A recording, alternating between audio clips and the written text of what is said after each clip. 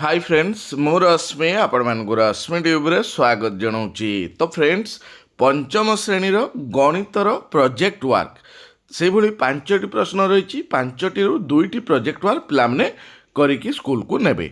तो दुईटी केमिति करिवे मु 5टी जाकर प्रोजेक्ट वर्क आंसर नहीं आसी केमिति लिखिबे तार डिटेल्स ए वीडियो रे आलोचना करवा। तेणु आपण मानक अनुरोध भिडियोटी को शेष पर्यंत देखंतु। भिडियोटी देख सारा पर भिडियोटी पसंद आसिले भिडियोटी को हृदय लाइक कर दियंतु। ता सहित आपणकर सांगसाथी मानक भिडियोटी को व्हाट्सएप और फेसबुक माध्यम रे शेयर करिया पे बिल्कुल भी भूलंतु नहीं। ता सहित एबे सुधा जदि चैनल टी को सब्सक्राइब करिनाहांती सर्वप्रथमे चैनल टी को सब्सक्राइब कर दियंतु एवं ता पाखरे आसुतिबा ऑल नोटिफिकेशन बेल आइकन टी को प्रेस कर दियंतु जा फल कि एभली लेटेस्ट अपडेट सर्वप्रथमे आपण माने आम चैनल माध्यम रे पाई परिबे। नक चलतु गणितर जो प्रोजेक्ट वर्क प्रथम प्रश्नटी रही देखि नवा।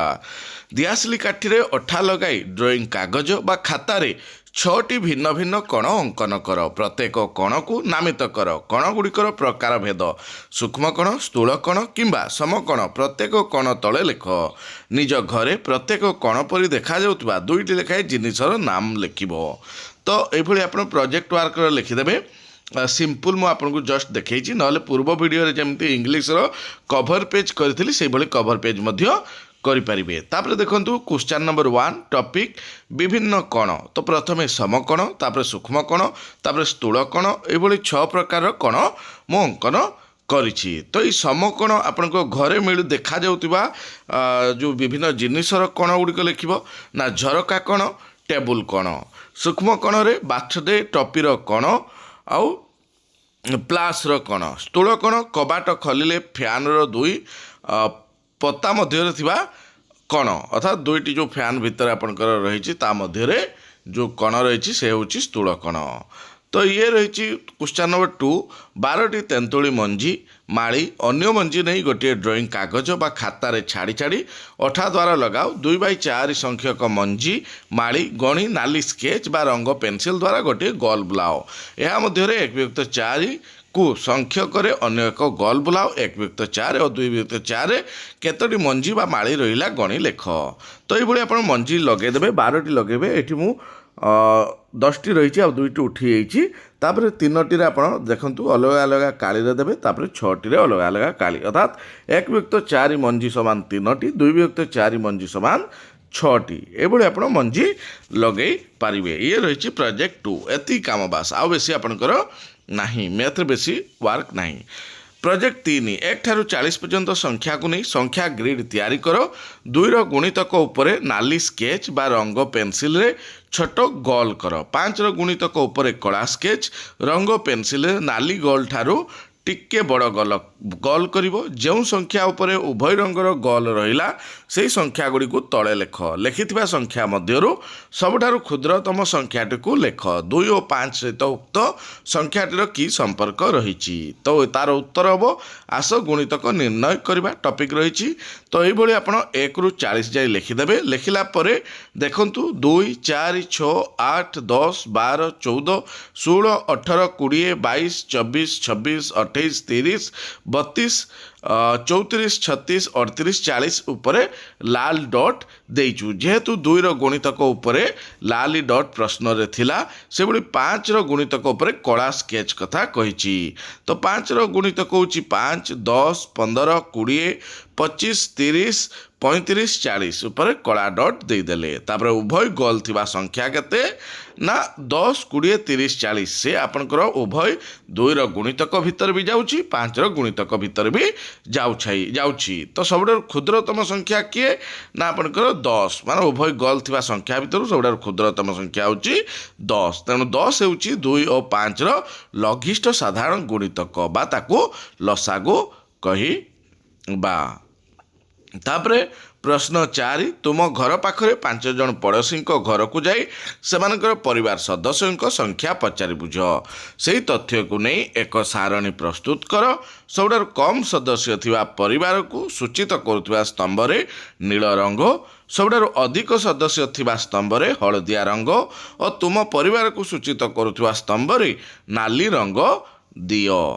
तो ये देखंतु तथ्य उपस्थापना करा जायछि। एई भली आपण ग्राफ टी अंकन करेंगे। गंतेई भुआ ତ୍ରିନାଥ ତରେଇ, ମନୁ ଭୂୟାଁ, କହ୍ନେଇ ଜେନା, ସନ୍ତୋଷ ତରେଇ, ନବୀନା ସାହୁ।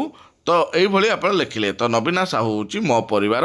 ଲାଷ୍ଟରେ ଯେଉଁଟା ଲାଲି ରଙ୍ଗ ଦିଆଯାଇଛି। ସବୁଠାରୁ କମ୍ ଯେଉଁଟା ସବୁଜ ରଙ୍ଗ ମନୁ ଭୂୟାଁ। ଏଇଠି ଦେଖନ୍ତୁ ଗନ୍ତେଇ ଭୁଆଁରେ 7 ଜଣ ଲୋକ ସଦସ୍ୟ, ତ୍ରିନାଥ ତରେଇରେ 9 ଜଣ ସଦସ୍ୟ ସଂଖ୍ୟା, ମନୁ ଭୂୟାଁରେ 3 ଜଣ, କହ୍ନେଇ ଜେନାରେ 4 ଜଣ, ସନ୍ତୋଷ ତରେଇରେ 4 ଜଣ, ମୋ ପରିବାରରେ 8 ଜଣ। ତ ଏଇଠି ଇନଷ୍ଟ୍ରକ୍ସନ୍ ଅନୁଯାୟୀ କ'ଣ କହିଥିଲା? ସବୁଠାରୁ କମ୍ ସଦସ୍ୟ ପାଖରେ ନୀଳ ରଙ୍ଗ, ଅଧିକ ସଦସ୍ୟ ପାଖରେ ହଳଦିଆ ରଙ୍ଗ। ତେଣୁ ଅଧିକ ସଦସ୍ୟ ତ୍ରିନାଥ ତରେଇର, ତାପରେ ତୁମ ପରିବାରକୁ ନାଲି ରଙ୍ଗ। ତ ନିଜ ପରିବାରକୁ ନାଲି ରଙ୍ଗ କଲେ, ତାପରେ ତଳେ ସଦସ୍ୟ ସଂଖ୍ୟା ଲେଖିଦେଲେ। ବାସ୍ ଏତିକି ଆପଣଙ୍କର କାମ ରହିଛି। ଲାଷ୍ଟ ପ୍ରଶ୍ନ ରହିଛି, ରବିବାର ଦିନ ବାପା କିମ୍ବା ମାଙ୍କ ସହିତ ଦୋକାନକୁ ଯାଅ, ସାଙ୍ଗରେ ଗୋଟିଏ ଖାତା ଓ କଲମ ନେଇକି ଯିବ। ଦୋକାନୀକୁ ପଚାରି ଯେକୌଣସି 5ଟି ଜିନିଷର ପରିମାଣ ଓ ସେଗୁଡ଼ିକର ମୂଲ୍ୟ ଖାତାରେ ଟିପି ଆଣ। ଘରକୁ ଆସି ତୁମ ସମସ୍ତ ଜିନିଷର ନାମ, ପରିମାଣ ଓ ମୂଲ୍ୟକୁ ନେଇ ଡ୍ରଇଂ କାଗଜ ହେଉ ବା ଖାତାରେ ଗୋଟିଏ ସାରଣୀ ପ୍ରସ୍ତୁତ କର ଓ ମୋଟ ମୂଲ୍ୟ କେତେ ହେଲା ଲେଖ। ତ ଏଇ ଶିକ୍ଷଣ ଫଳାଫଳ କ'ଣ ରହିଛି ନା 4 ଗାଣିତିକ ପ୍ରକ୍ରିୟାର ବ୍ୟବହାର କରି ଟଙ୍କା, ପଇସା, ଦୈର୍ଘ୍ୟ, ଓଜନ, ଧାରକତ୍ୱ, ସମୟ ଅବଧିର ମାପ ସମ୍ପର୍କିତ ସମସ୍ୟାର ସମାଧାନ କରିବା। ତ ଟପିକ୍ ରହିଛି ଦେଖନ୍ତୁ, ଟଙ୍କା ପଇସା ହିସାବ କରିବା। ତ ଜିନିଷର ନାମ, ପରିମାଣ, ମୂଲ୍ୟ ଏଇଭଳି ଗୋଟେ ଟେବୁଲ୍ ଆପଣ ଆଙ୍କିଦେବେ। ତାପରେ ଲେଖିବେ ଅମୁଲ 200 ଗ୍ରାମ, ଯାହାର ମୂଲ୍ୟ 69 ଟଙ୍କା। ସେଭଳି ଚା ପାଉଡ଼ର 250 ଗ୍ରାମ, ଯାହାର ମୂଲ୍ୟ 60 ଟଙ୍କା। ଚିନି 250 ଗ୍ରାମ, ଯାହାର ମୂଲ୍ୟ 12 ଟଙ୍କା। ଆଳୁ 1 କେଜି, ଯାହାର ମୂଲ୍ୟ 15 ଟଙ୍କା। ଚୁଡ଼ା 1 କେଜି, ଯାହାର ମୂଲ୍ୟ 40 ଟଙ୍କା। ତାପରେ ଟୋଟାଲ ସବୁ ପଇସାକୁ ମିଶାଇ ଦେବେ। 69 ଯୁକ୍ତ 60 ଯୁକ୍ତ 12 ଯୁକ୍ତ 15 ଯୁକ୍ତ 40 ସମାନ 226 ଟଙ୍କା। ତ ଇଏ ଥିଲା ଆପଣଙ୍କର ପ୍ରଥମରୁ ପଞ୍ଚମ ଅର୍ଥାତ୍ 5ଟି ଯାକ ପ୍ରୋଜେକ୍ଟ। ଇଏ କେବଳ ପଞ୍ଚମ ଶ୍ରେଣୀ ପାଇଁ ମୁଁ ଆପଣମାନଙ୍କ ପାଇଁ ନେଇ ଆସିଥିଲି ଗଣିତର। ତ ଏଇ 5 ଭିତରୁ ଯେଉଁଟା ଆପଣ ଭଲ କରିପାରିବେ ଭାବୁଛନ୍ତି, ତ ତାକୁ ଆପଣ ଏଥିରୁ ଦେଖି ଆଇଡ଼ିଆ ନେଇ, ଏଇଟା ଗୋଟେ ଆପଣମାନଙ୍କ ପାଇଁ ଜଷ୍ଟ ସାମ୍ପଲ୍ ବା ଡେମୋ କହିପାରିବେ। ତ ତାକୁ ନେଇ ଆପଣଙ୍କର ପ୍ରୋଜେକ୍ଟ ୱାର୍କ ଆପଣଙ୍କର ଡ୍ରଇଂ ସିଟ୍ରେ ବା ଆପଣଙ୍କର ଯେଉଁ ଜେରକ୍ସ ପେପରରେ କରି ସ୍କୁଲରେ ଶିକ୍ଷକଙ୍କୁ ଦେବେ। ତାପରେ ଶିକ୍ଷକମାନେ ତାର ମାର୍କ ଆପଣଙ୍କର ଟେବୁଲ୍ ଦିଆଯାଇଛି, କ୍ରାଇଟେରିଆ ଦିଆଯାଇଛି, ସେଇ କ୍ରାଇଟେରିଆ ହିସାବରେ ମାର୍କ ଆପଣମାନଙ୍କୁ ଦେବେ। ତ କ୍ରାଇଟେରିଆଟି ବି ମୁଁ ଆପଣଙ୍କୁ ଦେଖାଇ ଦେଉଛି।